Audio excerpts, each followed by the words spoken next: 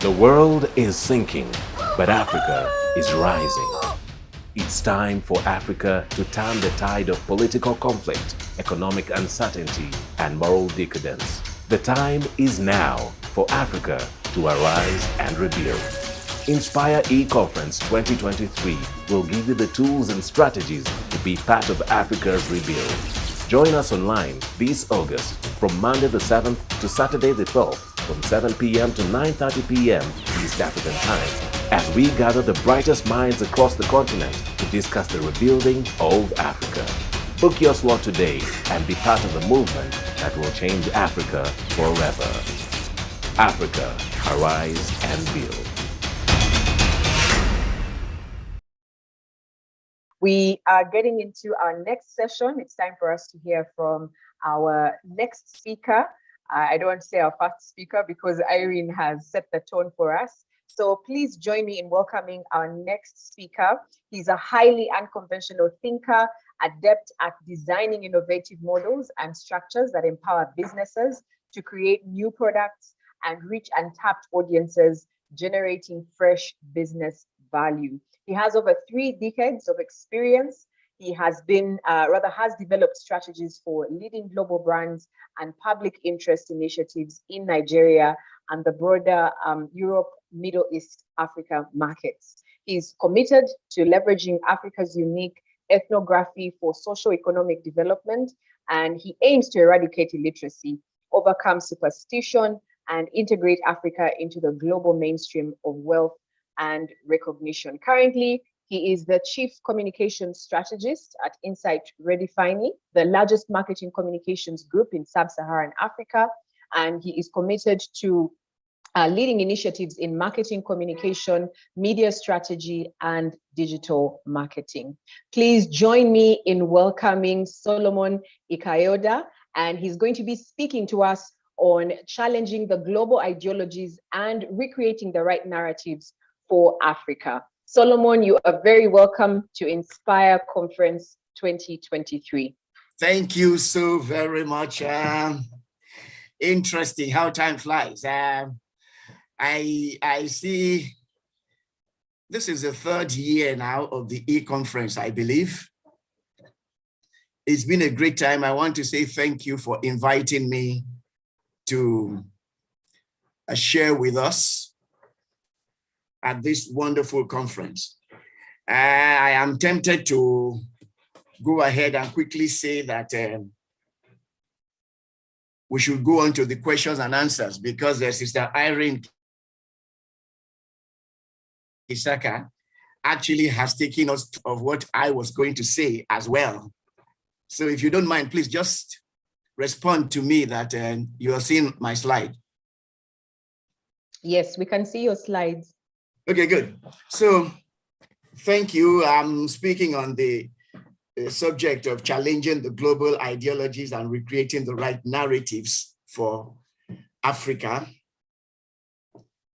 And it's a beautiful way in which she put it. She says that the whole purpose is that Africa will be taken through the process of having or receiving peace, prestige, and power. The whole concept of arising and building, let me paraphrase what I hear that the charge is. So if we are to arise, it means that we have to critique and evaluate ourselves and determine whether we are being smug or satisfied when the ideal that God wants has not been met. We must be mindful of this, not as critics, but the whole idea of critiquing, which is evaluating and assessing. God has an ideal, he has a process. Usually, I'll talk about my experience and what I have seen. When this scripture is spoken in meetings, the usual response we have is amen. And I said to myself that I don't see that what we are being told to do here is to answer to a prayer. It's actually to answer to a charge. And equally tied or beautifully tied to this is Nehemiah 2:27-28. So if Nehemiah were an African, what he would be saying is that our continent is a wreck. So let's not continue living in this disgrace. And God is backing us up. And I recall Sister Irene said something. It's about building, it's about doing something, it's about action. Okay? So it will be that the attendees to this conference are rolling up their sleeves, ready for the good work.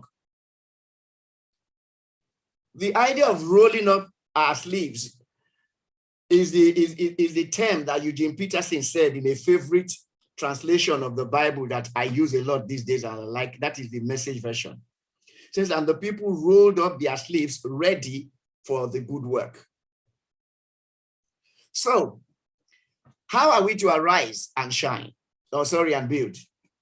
Arise means Africa, ditch complacency. Don't be complacent. And we'll see this as we go on. Build means Africa, design and institutionalize ideal structures that hold our assigned real estate of God's earth from crumbling irretrievably. We have been assigned a portion of God's earth, of God's real estate, and it is Africa. We need to design and build the ideal structures. I think the key of my presentation today is, what is the ideal structure? I think that the ideal structure, I should not go ahead and drop this so that we all have our minds framed around it. It is to design the new pulpit. And we will see what we mean when we are talking about designing the new pulpit. This is the crux of it. This is the foundation. This is the be all and end all regarding what we need to do if we are to arise and build. And so I will take this in two steps. The steps are: one, how is our commander telling us to go about this charge? When you are given a charge, you have a commander. How is our captain? What is our captain saying? How does he want us to go about it?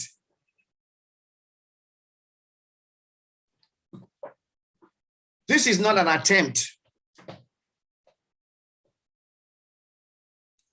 to just be provocative. I'm going to use an analogy, okay, and illustrate this to suit the context of today's culture conversation, because everything is about culture. If Jesus is going to speak to us directly today, he's going to say, go and study the alphabet mafia. Go and study the LGBTQ. That's how he will want us to arise and build. Why do we say that? Because we have to understand that the whole thing is about programming. If we are talking about challenging global ideologies and recreating the right narratives for Africa, narratives and ideologies are about programming. Another word for it, some people will say it is storytelling. A narrative is a representation of a particular situation in such a way as to reflect or conform to an overarching set of aims and values. We must have an aim. There must be something that we want to do. We are going to see an example today in which somebody, a human being, made the statement in 1981. And that was the founder of MTV. He said, we want to own the youth. It was a very short statement.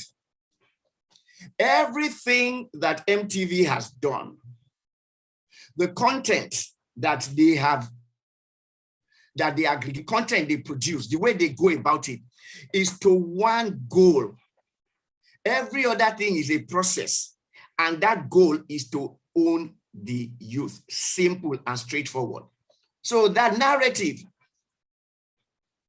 is to reflect and conform to that goal through their aims or their values.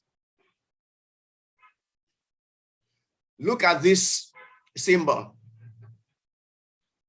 by which God decided or said that he will make peace with humanity. We know what this is, the rainbow. It is the symbol and insignia of a community that has $3.7 trillion in purchasing power. And this is as far back as this figure, it's as far back as in 2019. 3.7 trillion. We are going to see that narrative is business. And it is important because Arise Synergy, Inspire Synergy, is an agglutination, it's a conglomeration of business people. And truly, you are right to be we are right to be a think tank. And the solution is going to come from people who are businessmen and Christians for that matter. So Jesus said, in paraphrasing, I am the methodology. Talking about the how now. How did he say that? God says, build according to the pattern I've shown you. The pattern that God has shown is his wisdom. And we are told that Jesus Christ is the wisdom of God. So build like Jesus did. We are told that no other foundation can any man lay except Christ. That is, there is a foundation to this thing. There's a process, as Sister Irene said. And we are also told by the Apostle Paul in 2 Corinthians 10, 3-6. He said we are to fit every loose thought, theory, ideology into the structure of life shaped by Christ. The scripture that says Jesus is the same yesterday, today, and forever. What it actually means is that Jesus is relevant to the context, no matter the context, no matter the spirit of the time, the zeitgeist, no matter the technology, whether it is digital or whatever the technology is, no matter the model, no matter the geography, no matter the place, Jesus is always the solution and the example and the model. So what that means is that the future, if we are talking about now, because we are going to be looking at the issues, the present and the future does not fit into the containers of the past. And so we're saying that if we are going to build, we are going to need contemporary and future forward tools, but the same spirit of Christ. Critique yourself rather than being smug and satisfied when my ideal has not been met. I said something that sounded provocative, that Jesus is saying, go and study the alphabet mafia, how they have grown, how they have been effective. Somebody will say that this is teaching by antithesis, because you will not expect Jesus to say such a thing. Just like he said in the book of Luke, when he was talking about the crooked manager. Of all people, why is it that it is Jesus who will say, go and study a crooked manager, so described? He was going to be sacked by his employer. And he said, I am too old, or I'm not strong enough to go and do the things that I should do. I cannot beg. I'm too proud to beg. So I have an idea. You owe me 100,000 shillings. Yeah? Okay, I'm going to write that you owe me 80,000. From that 20,000 that he saved, you are going to give me 10,000 of it. And so on and so forth. And there are many lessons to learn from here about the guy who is strategic, who is deliberate,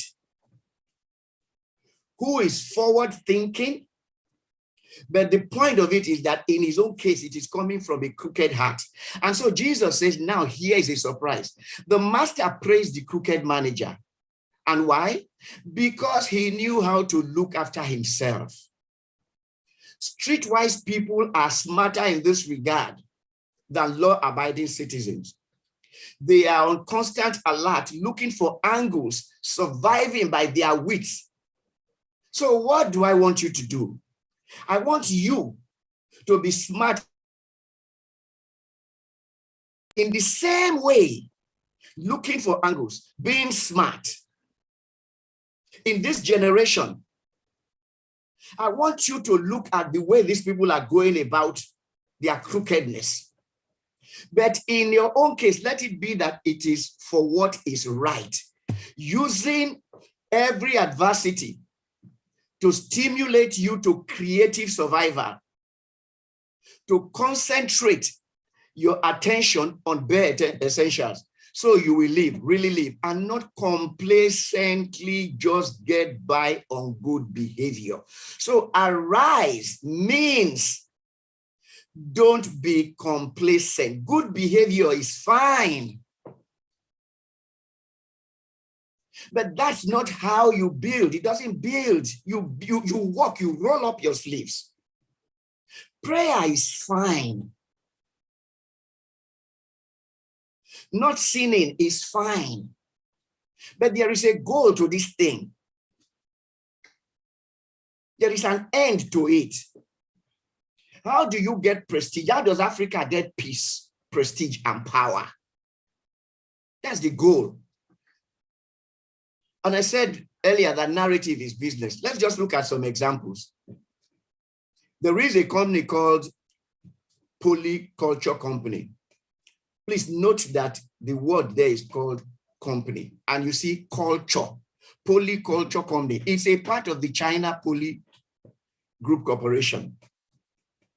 This company is a subsidiary of this group that is a Fortune Global 500 company. The category, the industry category in which the Polyculture Company operates, they are agents and managers for artists, entertainment writers, performers, and athletes.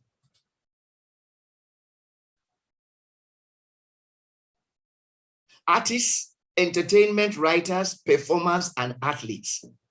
These are the people who actually frame the way people think. They modulate the way people think. They program the way people think by the output of their work. That is their songs, their movies, their performances. We can see what Saudi Arabia is trying to do to become a global power. Forget the whole idea that this is a country that has so many reasons why the world was angry with them just a few years ago. Now they get Ronaldo and pay him how many $100? 300 and how much I forget. Now we are going to see for the first time a footballer who is going to be earning transfer fees, or clubs that are going to be earning transfer fees for $1 billion. The race is endless. What does Saudi Arabia want to do? Saudi Arabia is building a narrative as a country that is progressive, as a country that everybody should want to come to. Sister Irene called it international traffic.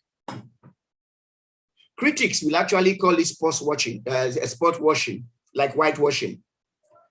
We heard recently of Kylian Mbappe of Paris Saint-Germain, who has been offered a figure of 776 million US dollars for 1 year for him to play in Saudi Arabia. And he can then go back to his club, maybe Real Madrid, that he wants to go and play. What are these people doing? They are creating a narrative as a country, as a nation, that is capable, that people should come to, that has allure, that has appeal. What are the gays doing?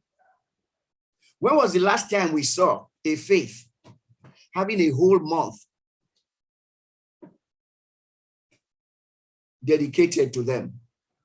June, the month that just passed, okay? I mean, not 2 months now, has been designated Pride Month, not Pride Day. Christmas is one day. Easter is one day.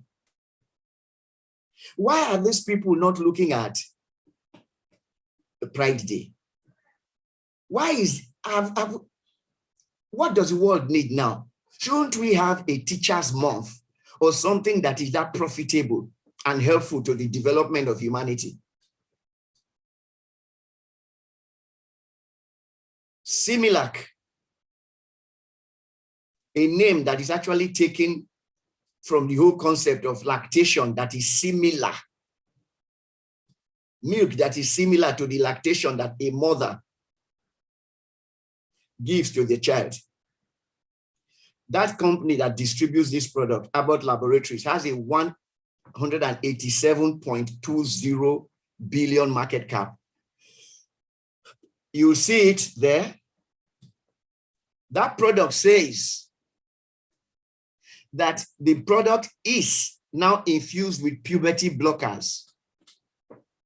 What puberty blockers are is that when children are born or babies are born, the baby now, as they say, by the gay agenda, the LGBTQ agenda, the alphabet mafia, is that the baby has not reached a stage in which that baby will determine what their sex or gender is. And they have an interesting word for it now. It's called theybe, which is they, then be Theybe. So that person is a theybe. It's not a girl, it's not a boy, it's not a man, it's not a woman. So at the end of the day, you will find out that Similac is saying that you can now have a product that has puberty blockers. And so the child, the organs, whether female or male, the sex organs and all of that will not develop. They will be stopped until that child reaches a stage in which they will say by themselves whatever sex or gender that they are. Okay? It's important. This is cloud the size of a fist. The Christians have woken up. They have arisen as well. But the point is that the figures may not be as much as what we see with the other businesses, or sorry, with the other causes, that is the gay agenda, with Saudi Arabia, with cool Japan and all that. Okay?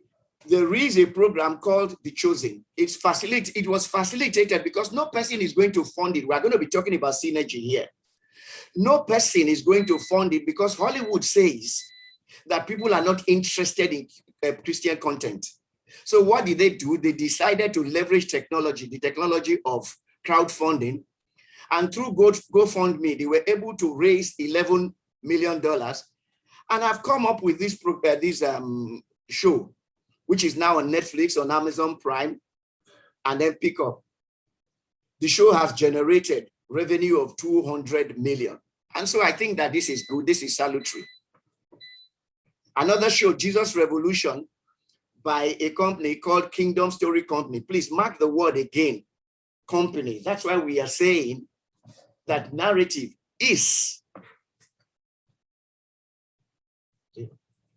Yes, that's why we are saying that narrative is business. They have been able to make a year-on-year revenue increase of 85%.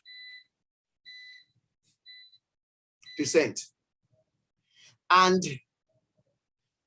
the managing director of that company, CEO, says that we should expect 2 faith-based movies a year going forward. We can see that narratives are not just for nothing. This thing is about economics and it is about business. So how do we go about this? The first thing we should do, because we are talking about challenging the ideologies, look at this image. The image on top there is at the Apple Worldwide Development Conference for 2023, where Apple comes up with their innovative products or their new products, and then developers are invited for them to create solutions. They give them their software and all of that and access. And on the basis of this, they can build their solutions. That's the managing director or the CEO of Apple there, Tim Cook. You can see that image. You don't need any other thing to tell you. And that presentation is done at the headquarters of Apple. The guy is standing under the canopy. What is that code about? That the managing director of this 3 trillion company is gay. And look at, just imagine what that will do for young people who love the products, the phone, the iPhones, the iPads. You see them sticking up the earpieces in their ears. They want to be saying that they are proud to use the product. So what do you tell young people who are not critical thinkers, who are not aware, who do not know what the hidden hand is? You tell them that being lesbian and gay is wrong. They'll tell you it can't be wrong because Tim Cook is gay. And what he said that he will use or leverage his position as the CEO of one of the most cash awash businesses on the planet as a pulpit. As far back as in 2015, he wrote an op-ed collaborating with the Washington Post, the 3rd or 4th most influential after the New York Times and one other newspaper, I forget, most influential newspapers in America. When Tim Cook approaches the Washington Post and says he wants to write an opinion editorial, who are they to say no? You know how much that company will get from advertisements from the Apple Corporation? I quote him here. In the op-ed, he says, America's business community recognized a long time ago that discrimination in all its forms is bad for business. That's why on behalf of Apple, I am standing up to oppose this new wave of legislation, wherever it happens. That's what it means. That's what a pulpit is used for. That's what power is used for. That's what business is used for. To establish an agenda. And the whole narrative is all the things that you do, both by the kind of products and by the communication that goes along with the products.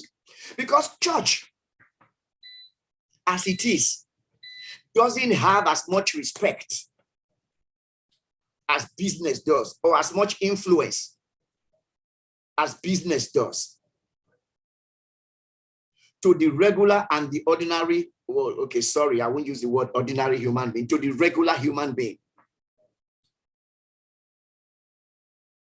Disney talked about their own puberty blockers. Disney, we know, is an entertainment company. What is Disney doing with the Disney branded puberty blockers? The CEO, Alan Bergman, says, we are confident that with our Disney brand puberty blockers, branded Disney, and our character-themed clinics, so the characters that are beloved by children, kids all over the world, in Disney worlds, wherever they are used to brand clinics where these puberty blockers are dispensed. And so he says, by the time we do this, we can normalize these ideas and make them go mainstream. Remember, Habakkuk 2:14 says, The knowledge of the glory of the Lord will cover the earth as water covers the sea. So Sister Irene said something at the beginning that is continental. I want to say that it is global. The influence that God desires is global. Globalization determines that an idea that is cooked up in one small village somewhere in Nigeria or in Uganda can have global influence. And we are going to see that. He says we plan to take the lead and bring us out of the new, out. I'm sorry here, of the new world order. We want to thank Governor Gavin Newsom, that is of California, and President Joe Biden. Every patient at these Disney-themed clinics where children are given puberty blockers, you can see, those of us who are in marketing, every person in business understands this. It's called bundles. So they create bundles. They cross-sell. Every patient will receive a pre-season pass in a Disney theme park. And just for coming in for consultation, you get to receive a free 6-month subscription for our Disney streaming service. So bring the kids to our clinic so that we can give them puberty blockers. So that in their own time, they can now determine and say that I'm transgender. Bring in the kids so we can look forward to taking care of them. Can anybody be so more strategic than this? So step 2, how is our commander telling us to go about our own chart? We go to our own selves now. What we should build is something more than a lactan. Why do I say lactan? There is a mistake that we make. That thing that we stand on when we are making speeches. And then we put our Bible and all that. Some people mistake it for pulpit. The dictionary will tell you that it is a pulpit, yes, but that's not what a pulpit is. It is a lactan. And even the concept of a pulpit in a church, you see that it is on a raised platform so that the man who is standing there and preaching, we can see. But the meaning of that, the architects understand this, is that it is so designed that it gives the impression of somebody who is at a more elevated position than the people who are sitting down below. So, an ideology that we are going to build is using the methodology of elevated and superior thought. Jesus Christ's thinking on any matter must and always is higher than the way that people of the world or human beings see it, because he is the wisdom of God. So the question is that how are you going to weave this into the solutions that you create for business, into the methods that you use, into the process that you use? An ideology is the science of ideas. It studies the origin and nature of ideas. The building is not a physical building, and Jesus Christ made it. He told us clearly he did not have a house. So if you were going to use an illustration, it will not be a physical building. It is about high thought, so that the way you think will be as high as the Burj Khalifa compared to that ramshackle hut that we were shown at the beginning. The ramshackle hut, unimpressive. That is how the thinking of human beings is compared to the thinking of Christ. Even the Burj Khalifa is not high enough. And when we are talking about elevated thinking, we are talking about its impact, how it enhances lives rather than kills. John 10:10 says, the thief comes to steal, kill, and destroy, but I have come that they may have life and have life more abundantly. So in what way do I do it? We must look at our value proposition. What is the whole purpose and meaning of Christianity? What are we about? Our value proposition is the way that society should be run at any point in time is the responsibility of Christ's people.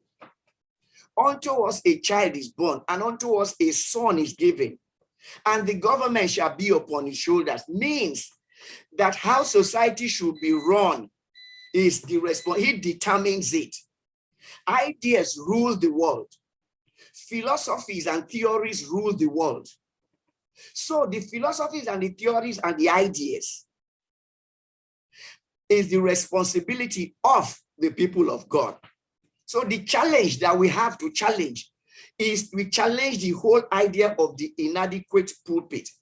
So we need to innovate a new meaning. Last year we were looking at innovation, and innovation has been spoken a lot as part of the response of the objectives of Inspire Africa. And we looked at it, that when you innovate a new meaning of something, and so it now has more value. So it's the introduction of a radical new meaning in order to create new value. So let's forget this pulpit from the point of view of a lectern, or pulpit from the point of view of something that's a raised platform. No. It is superior thinking, high thoughts. It cannot be done by one, which means, like we have said, this is an expansion of that thought, talking about past two iterations. We have talked about the need for the cathedral to shift to the campus. There must be a synergy of politics, of business and culture, especially popular culture. Because if you look at all the examples we gave, you will see that this whole thing is about business. It's about promoting the culture of whoever is involved. Saudi Arabia is exporting its culture. It's making its culture alluring. It's making the place welcome to people. It's changing the whole idea, allowing women to now drive and all of that kind of a thing. Politics is about negotiating space on the behalf of constituents. The pulpit must be able to negotiate space on behalf of Christians. And when we are talking about negotiating space, the whole thing, and this is the word from which policy is derived, is about policy. Policy controls everything. If we are not at the table where policy is written and approved, then we lose out. Because it is policies that determine healthcare, that determines the quality of education, that determines even the pedagogy, the curriculum that is learned, that is relevant to development at any point in time. This is playing out, for example, in one of the guys who we can't call him a forerunner because Trump is 40 points ahead. But DeSantis has understood this thing, and he has been part of changing and fighting the curriculum of the LGBTQIA+ agenda in schools in Florida. So we see that he has gone ahead to take on head-on the gay agenda. Schools in Nigeria, there are schools in Nigeria that are already beginning to teach the new family and all of that kind of nonsense. So the new pulpit must be able to understand this. And my point, and this is where the crux of the matter, the pulpit as is not designed, church as is not designed for these capabilities all at the same time. The pastor, who is a pastor, may be a businessman, but the point is that he may not be that adept at popular culture. He may not be that adept at politics. The politician may not be that adept at business. The businessman may not be adept at politics. And so the Christian today, the pulpit today, must be the working together of these entities to be able to frame ideas and concepts. So how are we going to achieve this appropriate pulpit? There's a new kind of learning called phenomenon-based learning. Okay? What phenomenon-based learning is is that it takes a subject from a holistic point of view. So the topic of study is not is now people will study geography as a subject, English as a subject, and all that. What is that going to do? How is that going to create a solution? So what people do now is that they take a holistic approach to solving problems. And so the thing is that people are now beginning to talk of MSc, PhD, or whatever in climate change studies. So the person, the curriculum cracks that problem. So rather than studying faith, truth, righteousness, peace, and all of that, fine, as concepts. So what are they used for? How is faith used in solving poverty? How is faith used in ending poverty in Africa? How is righteousness used in ending poverty in Africa? The Message translation again, bless his soul. It says from verses 3 to 15 of Ephesians 6, be prepared.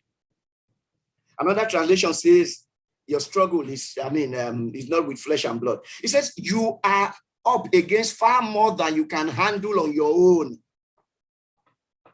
Take all the help you can get, every weapon God has issued, so that when it's all over, but the shouting, you'll still be on your feet. Truth, righteousness, peace, faith, and salvation are more than words. Learn how to apply them. This is by the synergy that is phenomenal-based learning. So that we are not people who just understand concepts, but we are not able to use them in solving real-world problems. The gays are designing products and services. There's a lot of merchandise and merchandising that goes with this thing.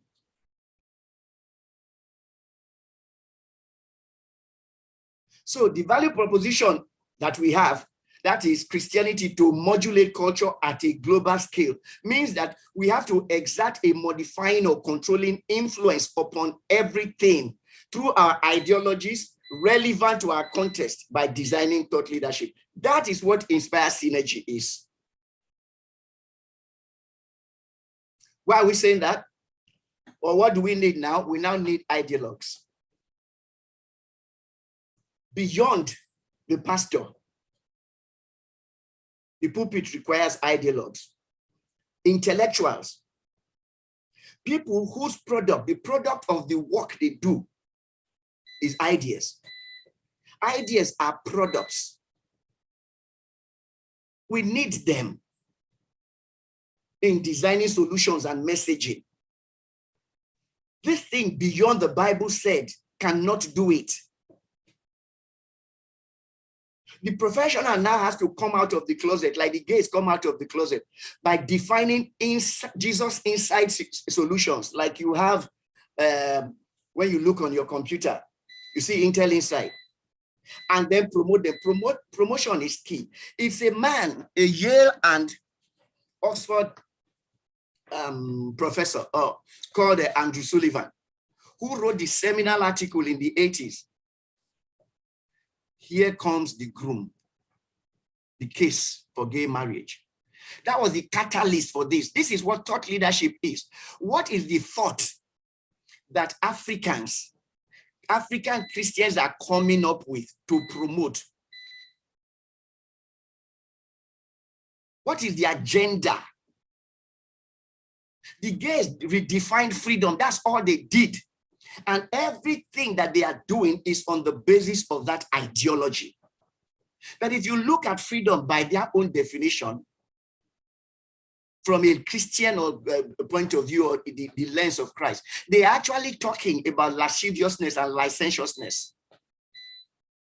It's not about the empowerment by God for you to do what you ought to do, which is what true freedom is. Theirs is the license for me to do what I like. And the White House is supporting them. So you have to promote this. And still on design, we are told that a design is a concept of either an object, a process, or a system that is specific, and in most cases detailed. Design refers to something that is or has been intentionally created by a thinking agent.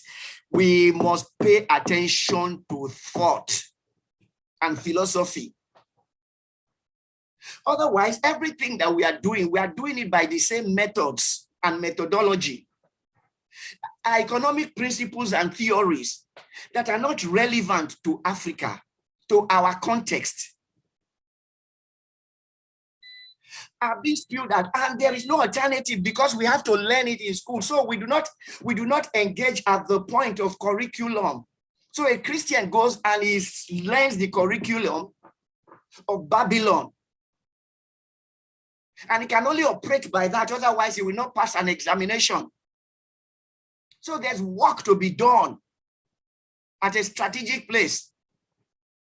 So rounding up now, what can Inspire Synergy do?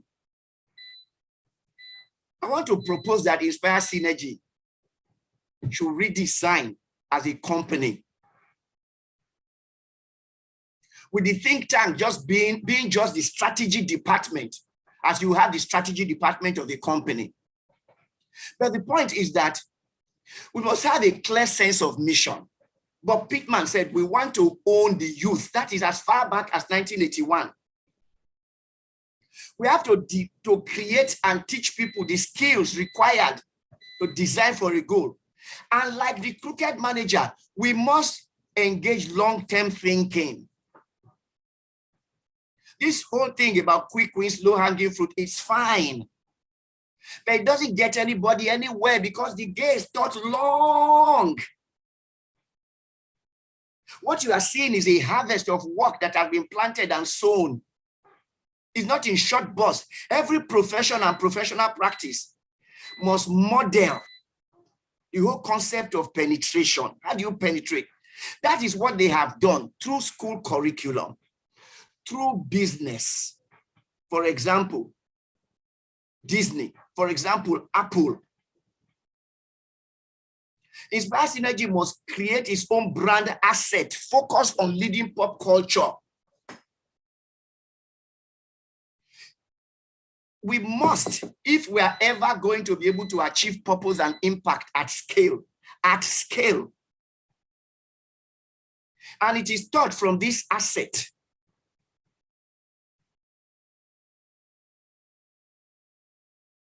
That we feed in to influence every sphere without copying Western models. That's why we said it there. Okay, at the beginning, the Africa Mojo. What is Mojo? Somebody calls it magic. Another person calls it charisma. Mojo is the business equivalent of charisma. All of these people create and design products and services to give appeal. We can collaborate on this. There are people in Uganda. There has to be something that is created that we go to town with. We have to look at the charm of Africa, the appeal of Africa, the cultural assets, and we filter this through the prism of Christ-centered design, innovation, and technology. One thing you know about us, we have a natural desire for natural order. We have the love for nature, and we desire things to be done according to natural order. Romans 1:26-27 says, because of this, God gave them over to shameful lust. Even their women exchanged the natural sexual relations for unnatural ones. In the same way, the men also abandoned natural relations with women and were inflamed with lust for one another. Men committed shameful acts with other men and received in themselves the due penalty for their error. Look at that. We must push this through movies. We want to see movies from Inspire Synergy. We want to see products and services. We want to ensure that every year we go far beyond the event of Inspire Synergy every August. Yes, work is going on, but the point of it is that we need to scale. One thing that is also about us, we are a collectivist society. These people are individualistic. That's the reason why you see their definition of freedom. It's about self-orientation, emphasis on self-efficiency, pursuit of individual goals. Their value system is driven by pride. That's why you hear the whole concept of Pride Month and all that. But it's about group orientation. That is why you have stuff like Ubuntu. We subordinate personal interests and goals to the collective. We emphasize on sharing. The world doesn't know this, and this is what the world needs. These are values and assets of our culture that are Christ-like. Entrepreneurial intensity is achieved by the balance between individualism and collectivism. Here it is one man owning 370-something billion. So these are thoughts that I would like to drop as a keynote. For us to dare to keep innovating, we need to innovate this whole concept of pulpit. We need to design curriculum that our Sunday schools will teach. Let our Sunday schools teach end of poverty. Let our Sunday schools teach climate change in Africa. Let our Sunday schools teach end of desertification. Let our Sunday schools teach how to avert war. Issues like that are topical and relevant. Do your own branded pulpit, I thought. It's also church as well. Because church is the agreement of people all over the world who accept that Jesus Christ is Lord. It's not a place. It's an idea in the mind. That's the charge that I would like for us to share as we go into the conference. So arise and build Africa. Thank you. The world is sinking, but Africa is rising. It's time for Africa to turn the tide of political conflict, economic uncertainty, and moral decadence. The time is now for Africa to arise and rebuild. Inspire E-Conference 2023 will give you the tools and strategies to be part of Africa's rebuild. Join us online this August from Monday the 7th to Saturday the 12th from 7 p.m. to 9:30 p.m. East African Time as we gather the brightest minds across the continent to discuss the rebuilding of Africa. Book your slot today and be part of the movement that will change Africa forever. Africa, arise and build.